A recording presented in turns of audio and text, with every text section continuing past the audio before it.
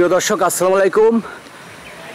আমরা এই মুহূর্তে দেখতে পাচ্ছি গাছে সুন্দর করে ফুলে আছে। এই ফলটার নাম হচ্ছে আলু বোখারা। এটা বিদেশি ফল হলেও সম্প্রতি বাংলাদেশে দারুণভাবে জনপ্রিয় হয়েছেন। বিভিন্ন জায়গা চাষ করা হয়েছে। তো আমরা এই মুহূর্তে আছি কদমপুর গ্রামে মোহাম্মদ উবাইদুর সাহেবের বাগানে। আমরা তার সাথে কথা বলবো এবং এই ফল নিয়ে বিস্তারিত আপনাদের জানানোর চেষ্টা করব। আমরা আপনাদের দেখানোর চেষ্টা করি যে প্রত্যেকটা গাছে কি সুন্দরভাবে মানে ধরে আছে। ভাই আসসালামু আলাইকুম। ওয়ালাইকুম আসসালাম রাহমাতুল্লাহি ওয়া বারাকাতুহু। আলু বোখারা গাছটা তো মূলত আমরা জানি যে বিদেশি, এটা সম্প্রতি আমাদের বাংলাদেশেও বিভিন্নভাবে চাষ হচ্ছে। তো প্রথমেই আপনার কাছে আমি জিজ্ঞেস করব যে এইটা কি ফল বলবো নাকি আপনার মশলা বলবো? এটা ফল মশলা দুটোই বলা চলে, কারণ এটা ফল আকারেও খাওয়া যায়, মশলা আকারেও যেমন বিরিয়ানিতে আমরা ব্যবহার করি, তারপরে আপনার বিভিন্ন ধরনের আচার তৈরি করি। এই ফল হিসেবেই ব্যবহার করা উচিত, আবার মশলা হিসেবেও ব্যবহার করা যায় আর কি। মশলা বলতে যে আপনার রান্নার কাজে ব্যবহার হবে এরকম মশলা না, মানে বিরিয়ানিতে টেস্টের জন্য যে ফলটা ব্যবহার করা আলু বোখারা, সেই একই জাতের জিনিস, একই জিনিস আর কি। এটা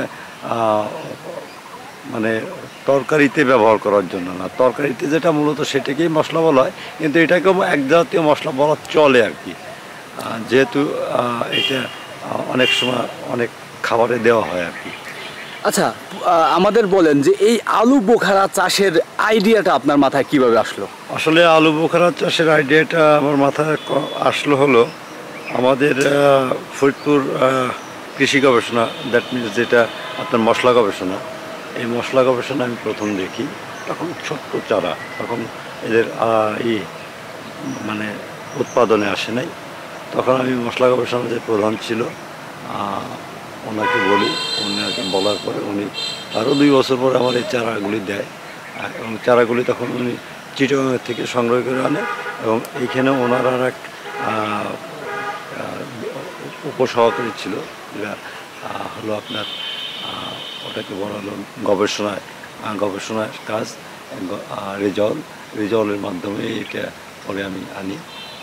প্রথম যে চারাগুলি দেয় সে চারাগুলি বৃষ্টিতে মারা যায়, আর পানি বেঁধে পানি জমে, আর এরপরে আর 1 বছর পরে আমাকে এই চারাগুলি গিফট করে মশলা গবেষণায়। এটা মশলা গবেষণার অবদান, এবং মশলা গবেষণার সাজেশন অনুযায়ী আমি কাজটা করি আর কি। আচ্ছা, আলু বোখারা চারা আপনার কি কলমের চারা আনছিলেন না আপনার এটার বিচি বা আঠি থেকে যে চারাটা করা ওইটা আনছিলেন? বিচি বা আঠি থেকেও চারা হবে, আর আপনার এটা কাটিং কলমটাই বেস্ট, যেটাকে আমরা গুটি কলম বলি। গুটি কলম এটার জন্য ভালো, গুটি কলমটাই ভালো মূলত। গুটি কলমে 1 বছর পরেই আপনার হবে, ফলনে আসবে। আর যখন আপনি বীজ থেকে কলম করবেন, চারা করবেন, তখন এই চারাটা 4, 5, 6 বছর লেগে যায় এর ফলনে আসতে আর কি। আপনার বাগানে কতগুলো গাছ আছে? অনেক বাগানে আছে, এখন আছে বোধহয় 21টা গাছ আছে। আর এই 21টা গাছ আগে ছিল আমার অনেক, 60টা গাছ ছিল টোটাল, 21টা গাছ আছে মরে টুয়ে। এখন এই 21টা গাছে আমি অর্ধেকটা আলু বোখারা অলরেডি ছিঁড়ে ফেলছি, কিন্তু ঠিক আছে, অর্ধেকটা আলু বোখারা ছিঁড়ে ফেলছি। আমার টার্গেটে 21টা গাছে প্রায় 8 থেকে 9 মণ আলু বোখারা হবে আর কি। মানে প্রায় 1000 কেজি আলু বোখারা আমার টার্গেট ছিল, যে ঝড়ে কিছু নষ্ট হয়ে গেছে। এখনও যা আছে আমি যা ছিঁড়ছি সব মিলে 8-9 মণ আলু বোখারা হবে। বাজারের চাহিদা কেমন? বাজারের চাহিদা আসলে পাবলিক তো এটা নিয়ে এত ভাবে না, সাধারণ মানুষ এটার ব্যবহার ভালো জানে না, যার কারণে এটা বর্তমান বাজারটা খুব সমস্যা। আর আমরা এর প্রক্রিয়াটা জানি না, এটা কিভাবে সংরক্ষণ করতে হবে, কিভাবে এটাকে আমরা কোনো অনুষ্ঠানের জন্য যেমন বাজার থেকে কিনে আনি, ওইটা কিন্তু আপনার অনেক প্রসেসিং এর মাধ্যমে আপনার প্রস্তুত করা হয়। কিন্তু এই যে গাছে ধরে আছে, এই গাছ থেকে কিভাবে আপনার মানে কোন প্রসেসিং এর মাধ্যমে আমরা বাজারজাত মানে সম্পূর্ণ ব্যবহারের উপযোগী করতে পারি, এটি আমাদের জানা নাই। বিষয়টা হলো কি, যে ওরা যেহেতু ফলটা বাইরে থেকে আসে, সেহেতু ওরা কোন প্রসেসে করে আর কোন মেডিসিন ইউজ করে এটা কিন্তু আমাদের জানা নেই। আর এইটা যদি আমাদের যারা গবেষণায় কাজ করে তারা যদি এটা আমাদের বলে দিত, তাহলে আমাদের এই ফলগুলো কিন্তু নষ্ট হতো না। তা এই ক্ষেত্রে মুর্শিদপুরের যে কৃষি আপনার অফিসার আছে বা কৃষি আছে, তাদের থেকে এখনো আপনি আলাপ করছেন কিনা? আসলে আমি তো একটু আলাদা কৃষক, কারণ আমি যে জিনিসটা নতুন হয় সেই জিনিসটাই করার চেষ্টা করি সবসময়। আর এই আলু বোখারার বিষয়ে আমি যাদের কাছ থেকে আলু বোখারা আনছি, যাদের কাছে দেখে আমি উদ্বুদ্ধ হয়েছি, তাদের কাছ থেকে দীর্ঘদিন ঘোরাঘুরি করে এটা আনছি, তারপরেও কিন্তু তারা ভালো কোনো সলিউশন দিতে পারে না আমাকে যে এই আলু বোখারাটা এইভাবে প্রসেস করতে হবে। প্রসেসিংয়ের মাধ্যমটা যদি জানা থাকতো তাহলে আমার মনে হয় যে আমার এই যে লসটা হতো না, লোকসানটা হতো না। এটা প্রচুর ফলন এবং অল্প গাছেও অনেক ফলন আশা করা সম্ভব। আর এটা সবচেয়ে কীটনাশক কম লাগে, কীটনাশক লাগে না বললে চলে, একটু হালকা সার দিলেই হয়, বছরে একবার অল্প কিছু সার দিলেই হয়, তাতেই অনেক ফলন আসে। বাট আমি যেটা মনে করি যে এই বিষয়টা যেহেতু উদ্বুদ্ধ কৃষি ডিপার্টমেন্টের মাধ্যমেই হচ্ছে, সেহেতু তাদের পরিচ্ছন্নভাবে প্রক্রিয়া করার ধারণাটা চাষিদের দেওয়া উচিত। প্রিয় দর্শক, আমরা আপনাদের দেখানোর চেষ্টা করি যে প্রত্যেকটা গাছে আপনার কি পরিমাণ আলু বোখারা ধরে আছে, একটু দেখেন।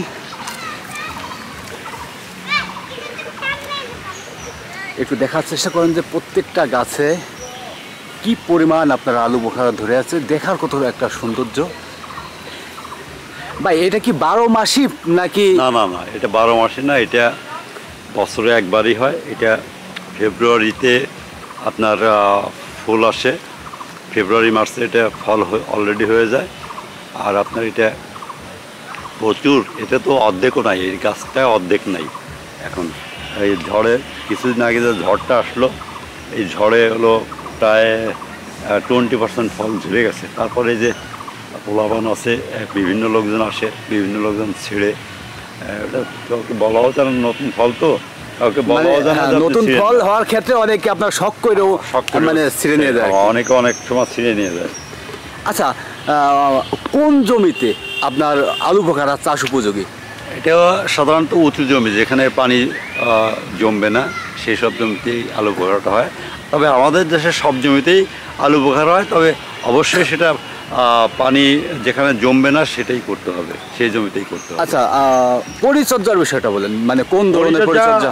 পরিচর্যা আপনার যদি আপনি প্রথমে এই জৈব সার ব্যবহার করেন, জৈব সার ব্যবহার করে গাছ লাগাবেন। গাছ লাগানোর পরে এটা বছরে একবার হয়তো অল্প কিছু জৈব সার ব্যবহার করলেন, আর হয়তো কিছু রাসায়নিক সার দিলেন, সেটা খুবই সামান্য। একটা এই যে গাছটা, এই গাছটা অন্য গাছ হলে 1.5 থেকে 2 কেজি সার লাগতো, আর এই গাছে সর্বোচ্চ 200 গ্রাম সার ব্যবহার করলে এনাফ বছরে। আচ্ছা, আমাদের দেশে আপনার যে পোকার একটা আক্রমণ হয়ে থাকে, তো আলু বোখারা গাছের ক্ষেত্রে এটা কেমন? আলু বোখারায় পোকার আক্রমণ নাই। আলু বোখারায় যদি কখনো আক্রমণ করে সেটা লাল মাকড়সা, যেটাকে আমরা চোখে দেখি না, এই মাকড়সায় হয়তো আক্রমণ করতে পারে। এটা কি আপনার মানে কি ধরনের ক্ষতি হয়? মাকড়সা নাশকে আপনার পাতা কুকড়াই যাবে নিচের দিকে, এই পাতাটা যেমন মরে গেছে উপরের দিকে কুকড়াইছে, কিন্তু পানির স্বল্পতা আছে গাছে, যেহেতু বালু মাটিতে এটা লাগানো, বালু মাটিতেও এটা হয়। দেখেন আপনার কীভাবে ধরে আছে প্রত্যেকটা। ভাই অনেক ফল আমরা দেখলাম যে আপনার নিচে পড়ে আছে, দেখলাম প্রত্যেকটা গাছের নিচে পড়ে আছে। প্রিয় দর্শক, দেখার একটা সৌন্দর্য। ভাই আগেই বললো যে মানে ফলটা নতুন হওয়ার কারণে এখান থেকে যারা যাতায়াত করে তারা আপনার শখ করে অনেক সময় আপনার মানে ছিঁড়ে নিয়ে যায়। এটা দেখেন যে কী পরিমাণভাবে ধরে আছে ফলগুলো।